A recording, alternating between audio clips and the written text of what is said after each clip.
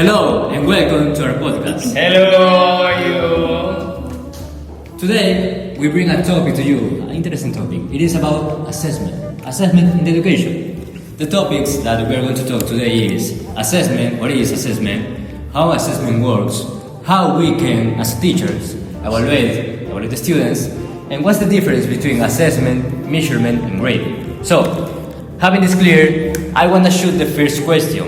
Why we as a teacher, used to confuse assessment with measurement and grading, and how this error can have an impact with the students that we teach.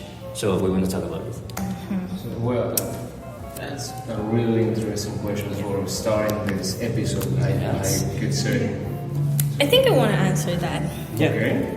So I believe that we confuse assessment and grading because I think we're getting used to it since the educational system only focuses on the final result and not in the learning journeys.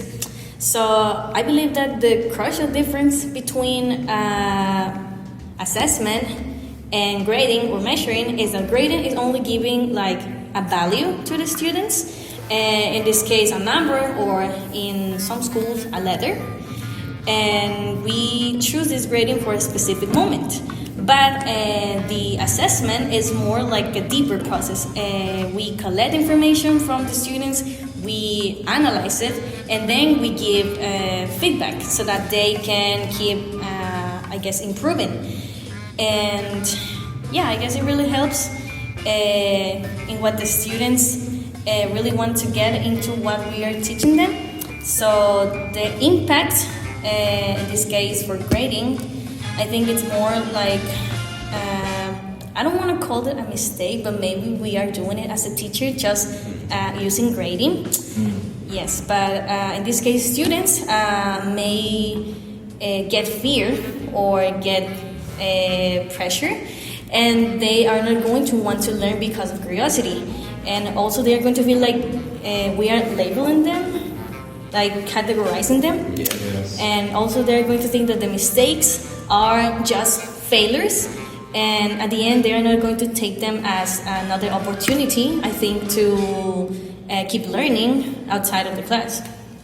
Yeah, I'm agree with you. It's really good answer, I would say. So, in my opinion, I think that we have to understand as teachers that how our methodologies can impact the student, and mostly nowadays the mental health of the student. Since they are kids, they may be feel compared with other children that maybe are doing it better with some methodologies that cannot work with them precisely. So that's our labor as a teacher, to find and do the most big type of assessment and big type of approaching to the kids. So, that makes me think of another question. And that question is, how nowadays can we as teachers and kind of as investigators also know or change the way of thinking that we have on assessment as a control tool only? Because yes, as you all can tell, evaluation is integral and mostly a procedural tool. And we have to understand that first, because evaluation is not a final moment, and it's not directed on the final moment. So that's the first thing that we have to understand, in my opinion. And also, secondly, I would say, we have to know and get to know that assessment and evaluation is not only grading or not only measuring the kids with quantitative kind of assessment. Evaluation is not only a number. In fact, evaluation is fundamentally qualitative, and we have to know that evaluation grades three types of dimension: the procedural dimension, the conceptual dimension, and the attitudinal dimension. Yeah. So once that we understand it, for example, we have to know what kind of assessments there are.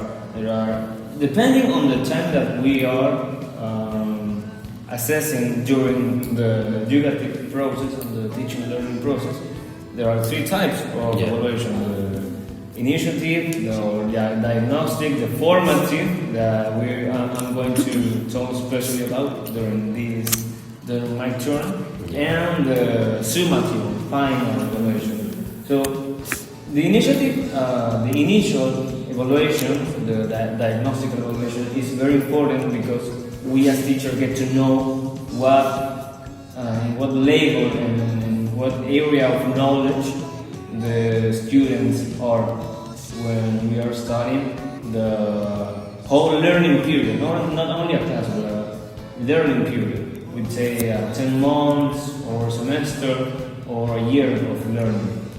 So after that, the formative evaluation is very important because it happens during the teaching and learning process, or during the class, and which is the most important thing to me is that we can combine, we can mix the formative assessment with the procedural dimension of the assessment, because in that way we get to know how do the kids apply the knowledge that we are giving to them. Okay. Since we are clear that the assessment is a continuous process, I want to ask, what does this imply for teachers' day-to-day work? Okay, well, in my opinion, when evaluation is a continuous and systematic process, the teacher becomes as a guide in the learning process. Okay. Well, the teacher is not only person who gives the final grades or final exam at the moment. The teacher become a guide. The teacher in class evaluate three things. For example, conceptual content, procedural content, attitudinal content. Okay.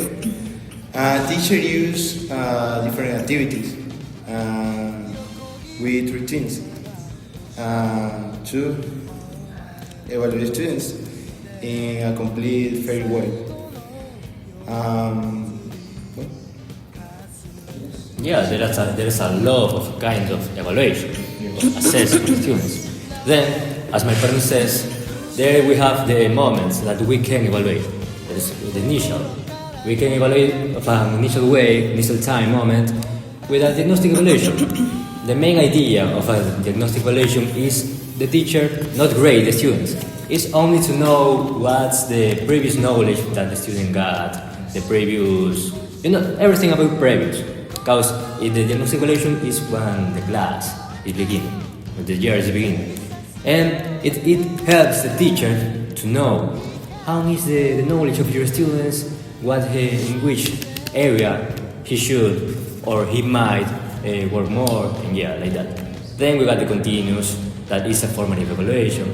The formative evaluation, for me, is the most important evaluation. Why? Because the formative evaluation is in almost every time, almost in the whole time of the teaching. Why? Well, in the formative evaluation, we can get critical evaluation, we can get hetero evaluation, that is the most common evaluation a teacher evaluating, or only explaining some topics for the students. The co-evaluation, that is our peers, the self-evaluation, that is the evaluation that you give to yourself. There is the global, the partial, but it is most with the summative, with the final evaluation. And well, another goal of the continuous evaluation is that be clear. So give your students the idea, keep your students like helping. If he has some problems with this topic, help with this. If you have some problems with here, help with that. And yeah, that's the idea. The scaffolding. Yeah, Yeah. for sure. I think I want to change the subject a little bit. Yeah. Since we are talking about control, I think sometimes people think that the teacher is the only one that has the power of giving grades or evaluating. But I think nowadays we have new methods, like for example the constructivistic method, in which the class becomes kind of into a community. Everybody has a role. And I think here we can talk about how the student gets to, like, into an empowerment, because the student can analyze their own work and their peers' work. So I have a question for this. So in modern education, what is like the real weight that has the self-assessment, the peer assessment, compared to a traditional teacher assessment? Okay, I consider that in self-education and peer evaluation are very important for students, because on one hand, self-evaluation makes the student more aware of their strengths and weaknesses. When we analyze our own performance, we learn to be more responsible, autonomous with our learning. On the other hand, peer evaluation helps students develop teamwork skills, empathy, and respect for their classmates. It also allows students means to give opinion about the things and sometimes do not notice about themselves. So, this evaluation should have a real importance compared to the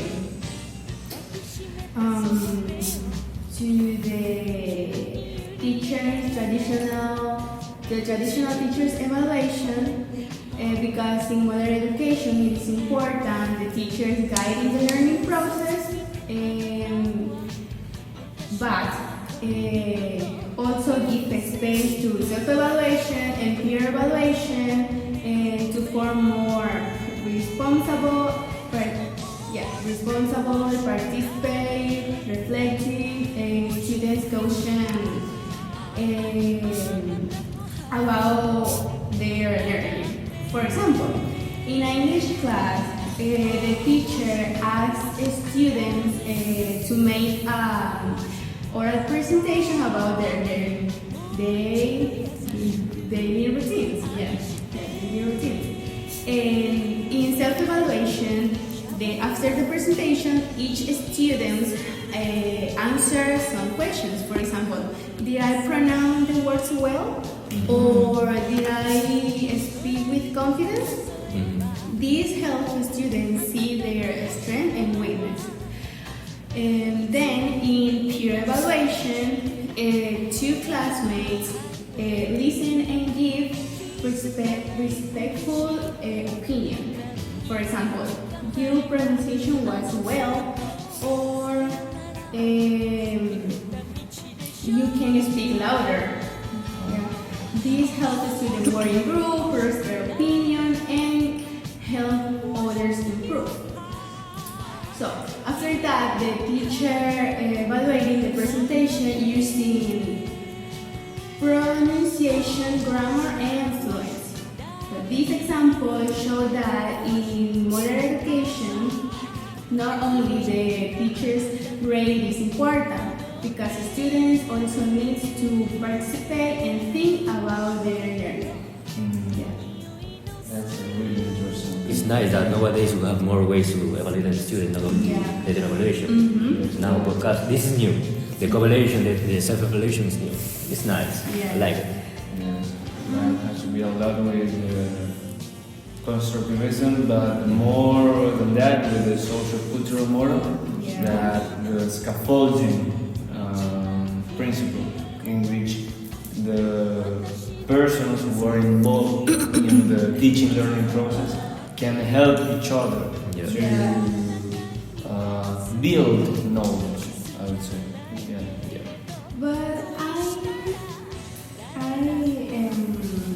a question for all of them, and is evaluate and formula is not the same as evaluating the manual skills or behavior. Yeah. So how can we evaluate a conceptual, procedural, attitudinal concepts without diving trying? Nice question. Yeah. Without dying trying.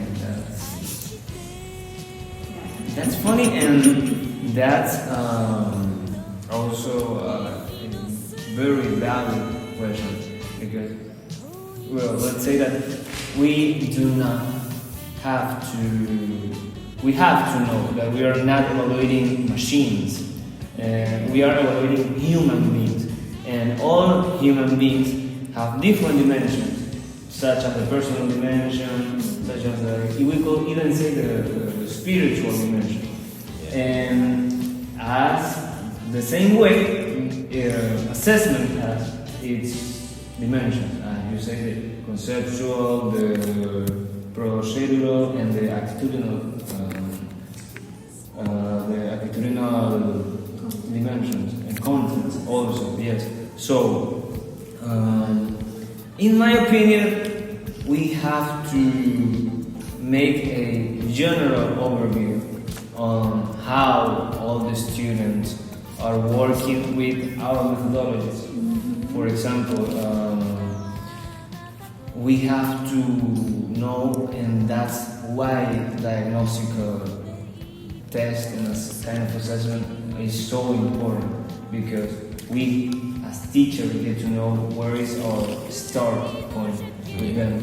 And then once we know that start point, we can say, well, on the conceptual dimension, I can work on these materials and on these concepts. On the procedimental, I can make them to apply that previous given concept in this way. And attitudinal, well, I hope that they have a good attitude in front of the learning and teaching, we could say, challenge, because for them learning something new is a challenge. It's always that. It's very interesting. Yeah, it's important to be clear what's conceptual education, evaluation, assessment, procedural assessment or evaluation, and attitudinal. Well, the conceptual is when a teacher explains something to his students. What should the student do? Well, the student has to keep the idea, keep the information, and memorize. It is traditional. In my opinion, it is traditional, the conceptual evaluation. Because the student has to know everything or almost everything about the topic that the teacher brings to him. Well, then we have the procedural evaluation, procedimental evaluation. In the procedural evaluation, the student has to take the knowledge that he taught from the conceptual evaluation and put in practice. An example that I can bring to you with those evaluation is the first of all. Let's start with the conceptual. We as a teacher, explaining the verb to be, explaining the verb to be from the students. Well, the student gotta know how the verb to be works, when they can use it, and what's the grammar rules, the verb to be. Then the teacher, we as a teachers, can ask to them, come to the board and write me 2-3 sentences using the verb to be. Then we are applying the conceptual, because the student knows how the verb to be works, and the procedimental, because the student is applying. He is doing sentence by using the conceptual. And attitudinal way, I think the most effective way that we can use for assess a student with an attitudinal way could be in work groups and could be in expositions. Why? Well, in work groups we can see if the students, first of all, is responsible, which is his learning process. If the students got the leader, have the Initiative. yes, initiative to, hey, let's do this, let's work. Yeah, the Yeah, attitude. and I think it is a good idea to like assess the aptitudinal with speaking, because Yeah. there we can see that the student is actually having some kind of interest, and then we will know that maybe like a tip for next maybe content, so that we know which kind of topic the student does really want to talk about, and what topic they really want to use the English in. Okay, for me, in core curriculum English, evaluation is not only about tests or grades. The teacher evaluates two things: conceptual content, procedural content, and attitudinal content. Okay, teacher use different activities such as presentation, conversation projects, and observation to evaluate students. Okay. Now I explain about that. For example, conceptual content is like the teacher evaluate the grammar structure or the grammar structure. Procedural content is like the teacher evaluate the different skills about writing, reading, listening, and speaking. Yeah, how would the students apply it? Yes. Yes. Attitudinal content, the teacher evaluate the participation in class. How can we ensure that assessment respect individual learning process without sacrificing academic rigor? Okay. That is a really interesting question, because I think it involves everything that we have just talked about. But just to make it simple for our listeners, I'm going to say that let's say that the learning process is like a journey, like a road trip, more like. So the academic standards, the national academic standards, are going to be our destination. We cannot change that destination at all. It's like our objective. Everybody has to get there. But how do we respect the rhythms of each student? I think we can use the evaluation, because the evaluation in this road trip is going to be like our GPS. Okay? Yeah. So the students, some of them are going to drive fast, some of them are going to drive slower because they need, maybe they need to take another road, another way of learning in this case, and they're going to need a little bit of more time.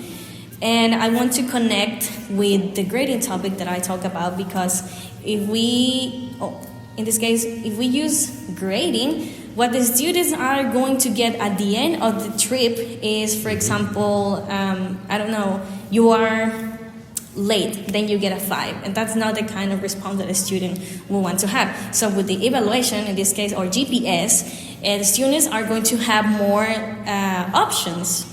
Using the same example of the road trip, they will, I don't know, turn to left. In this case, use another way of learning, use another kind of content that may make them simpler, the kind of grammar that they are not very clear here in classroom.